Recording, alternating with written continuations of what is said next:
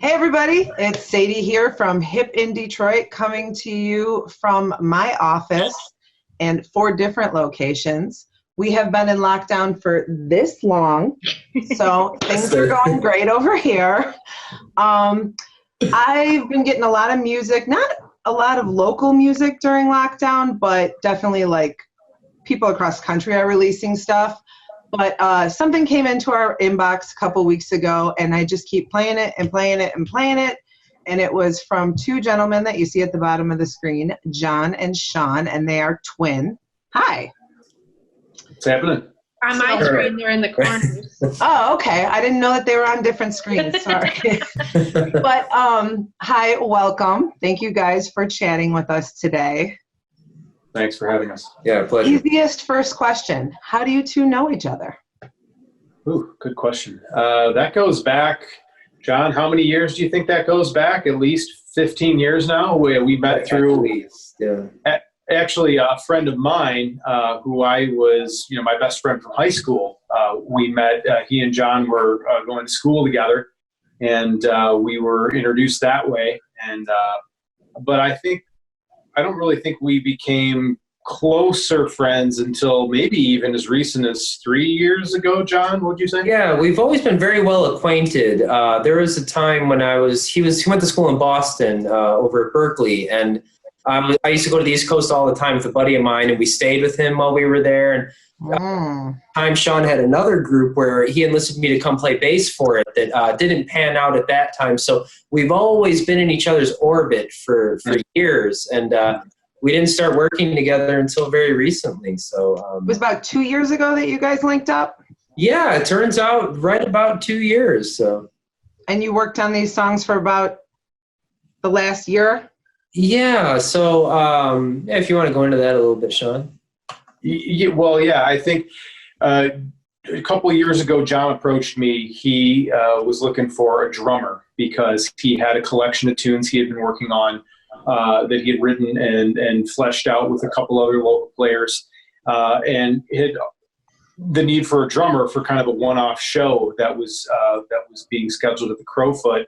So that was where our involvement musically really got started. We spent the better part of maybe 3 months working those tunes out. We played the show, and then after the show, most of the folks decided that they weren't gonna continue, and that left John, myself, and actually another gentleman named Sean, who were decided, hey, let's run with this. We've got something good.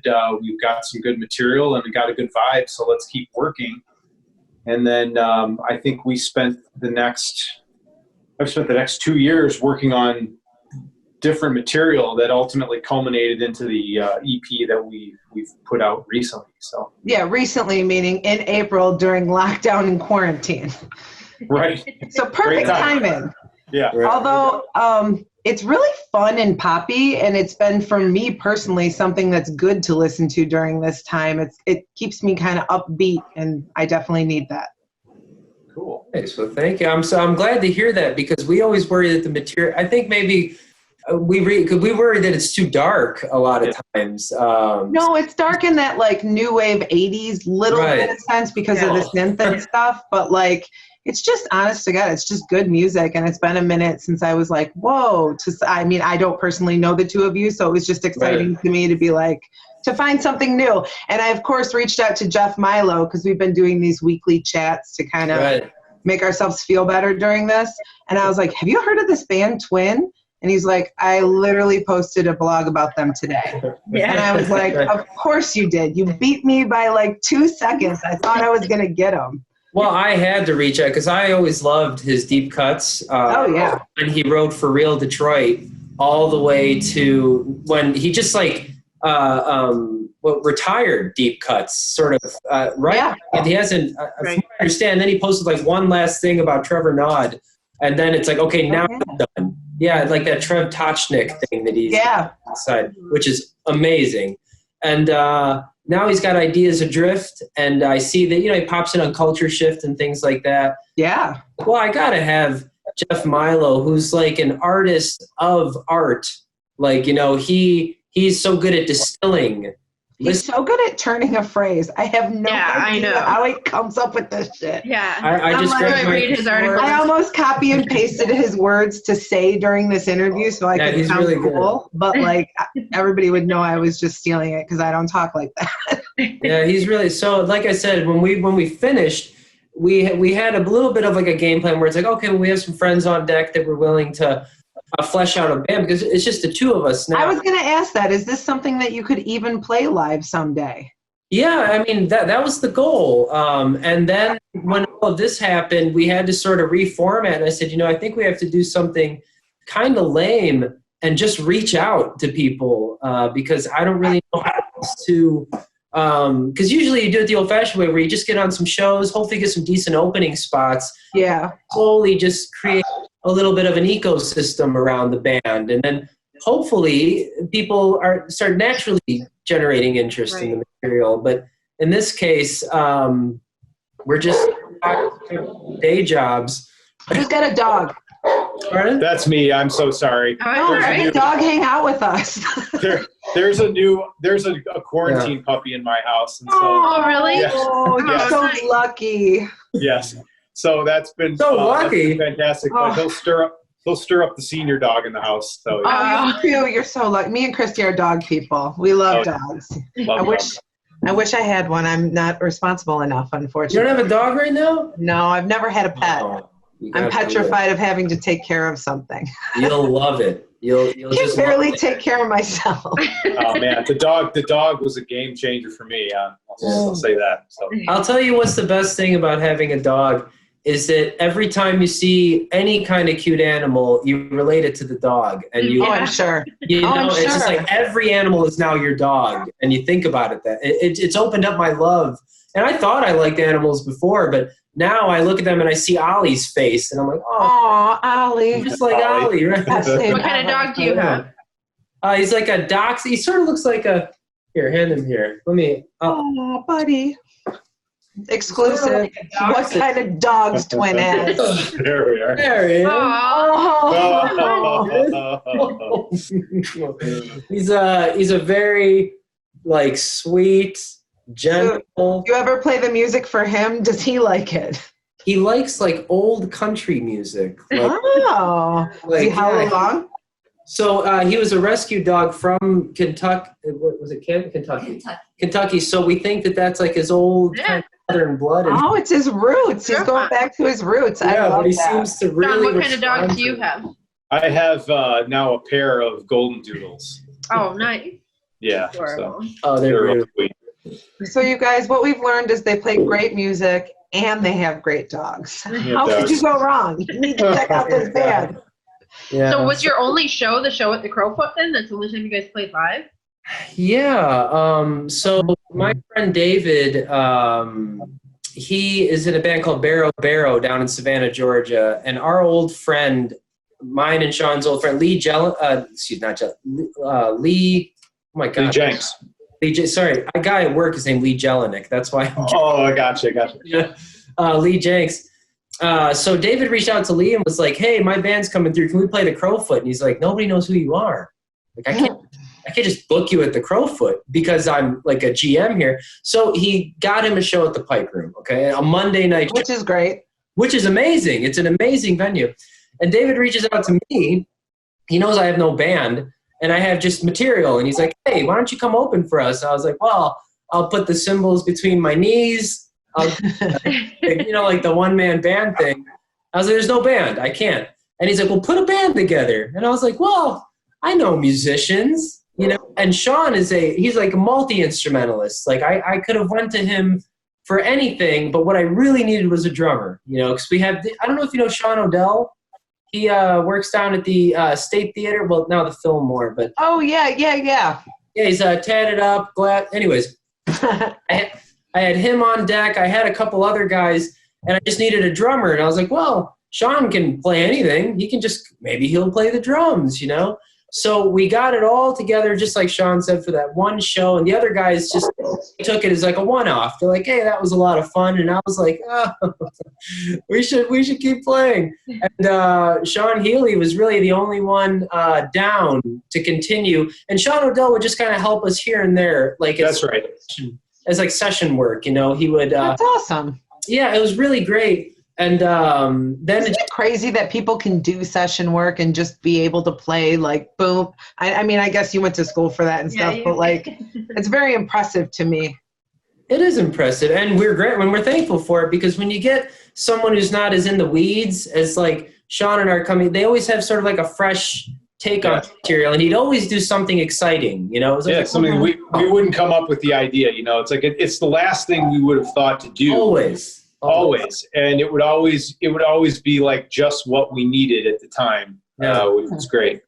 There was one time I was on that song Drift, actually. There's this like electric guitar part, and this Sean was dying inside while the other Sean was, because he was like, we can't use this. I could see it on his face. It's true. He canned the song for a few months because we thought we ruined it. We're like, wow, we did a bunch of weird stuff to it, and none of it seemed to make any sense. And then when we revisited it a few months later, all of it was good. It was something about stepping away from it that kind of... I've had that with when I write sometimes. I'll think that, like last night I wrote trash. Right. And the next day I'm like, it's not so bad, actually. Okay. A little more time goes by and you're like, it's actually good, maybe. Right. Not bad, you know? So we do miss that element of having just sort of an outsider just come in and splatter paint on the material, you know, but hey, this guy keeps showing up, so I just count my blessings. It just keeps going. Awesome. Well, we'll put links to the album. I've been listening to it on SoundCloud personally, but you can get it on Bandcamp and all the other areas. And hopefully someday we get to watch you perform live, because I would love it. Let's go for like a fun question. Let's do again, what is everybody watching right now? Anybody watching anything fun that they want to tell anybody about? Oh man. You got anything, Sean? I'm watching weird throwback cartoons. I'm actually watching episodes of the Brack Show. I don't even know. Nice. Yeah. Really? Christy, you loved that. Yeah, I did. I remember we used to watch that a lot when we were younger. Yeah. Yeah. Oh yeah. I don't know why it popped up, but there it was. Is that the praying mantis guy? Yeah. Is that it? Is that show? Yeah. Watch that? I love that show. I never seen it. I can't explain. I actually just watched Daria, so kind of like another. Oh, nice. Where'd you watch Daria at? We haven't. Yeah. It is streaming on Anywhere. Hulu. Oh, it is? Oh, it is? I might have to get Hulu. I have Netflix, but I don't have Hulu, and all this good stuff keeps popping up on Hulu. Plus, doesn't Hulu have like other, well, not as old cartoons, but old cartoons like animation and stuff? Yes. Yeah. They just do. did a bunch. Yeah. I I just finally watched Living with Yourself with Paul Rudd. Oh, yeah. Oh, is that where there's two of him? Yeah. Yes. Right, yeah. I liked it. It's weird, but it's good. Yeah, I liked it. I heard him when he was on Stern talking about it, which I haven't seen it, but I heard that episode. He goes, you know, in acting, we say you're only as good as the person you're acting with. So this show's... He did a good job at that, though. Like, it's better than the one with James Franco. Is a little bit more. Yeah. He's got a show where he plays two guys. What's that? The Deuce. The Deuce. It's actually pretty good, but Yeah. it's a little weird to see James Franco play two different people in the same thing. Yeah. Wow. So. Well, because he was supposed to be twin brothers, too. Yes. Oh, I see. But Paul Rudd, who's playing this thing. Oh, he's the same person. Yeah, yeah. I personally love that like anybody doing the whole Peter Sellers playing multiple parts in one role, I've always been a fan. Oh, big fan of Lindsay Lohan. Maybe. Yeah. I loved that movie. I'm not gonna lie. I haven't been watching anything, but I really want to see Becoming is on Hulu, I guess. The Michelle Obama story. I mean, I read her book, so I don't really know what it's called, but I'm pretty excited about that. I'm a sucker for a good documentary. I thought you meant it was like a feature film where the lady playing her. Or something. Oh no, that would be weird. But I'd That'd watch be strange. I think it's weird to do a biographical movie still alive. I almost feel like you need to kind of have them now like almost like this not fictional person, or but someone that you can't relate to the living. Like I seen the Richie Valens movie when I was young. Lou Diamond Phillips is Richie Valens. You know, because I didn't grow up with Richie Valens, so it's like I could really buy in. Right. Or, that's a good point. Yeah, I don't know. If someone's playing Michelle Obama right now, it's like, oh, she looks nothing like her. It doesn't sound. I know what Michelle. You know, I know. Yeah, right. It would be too hard for me. Still something to watch. Yeah. Something to look forward to. I've been watching these. I've been getting into some strange YouTube territory. Not strange, like weird you out. Like, so there's this guy named Cosplay. He calls himself. He's an Australian guy, and he buys cheap action figures and spends like days making them look high end. He like repaints them and touches them up and puts a new cape on the Batman figure, and then he makes them look like this really high end figure. And that's like his whole channel. Interesting. These crap figures and shows you the whole process of how he pimps them out, he says. That's really cool, actually. Right. So I just been watching this guy. It's like these action figures. It's like he won't buy the ones they make that are like $1,000. He gets like a $20 one and makes it, and he'll even create like for Batman when he like built a fake chimney for him to like stand on, and he poses him and has the cape going and everything. It's wow, he's turning it into awesome. It's pretty amazing. So I just been like getting sucked into stuff like that. I actually love watching YouTube stuff. You can get sucked in whole. I'm also really into TikTok right now. You can get really lost in TikTok for hours. I've never been on. I just see clips from TikTok. No, it's no good. Okay. There's nothing to be gained on TikTok. It's just addictive. So it's sort of like the equivalent of Vine, right? Yes, just longer. And although if you guys get one of your songs on TikTok and get someone to do a dance to it, then you'll blow up and have millions of followers. Oh, you gotta get people to do it. Isn't Curtis Roach got shared by Jennifer Aniston today. Yeah. Wow. That was like a moment of like, okay. Like, wow. Curtis, we love you. Yeah, one of the really one of the blows guys up. I get to post that I did his first interview. That's all I'm saying.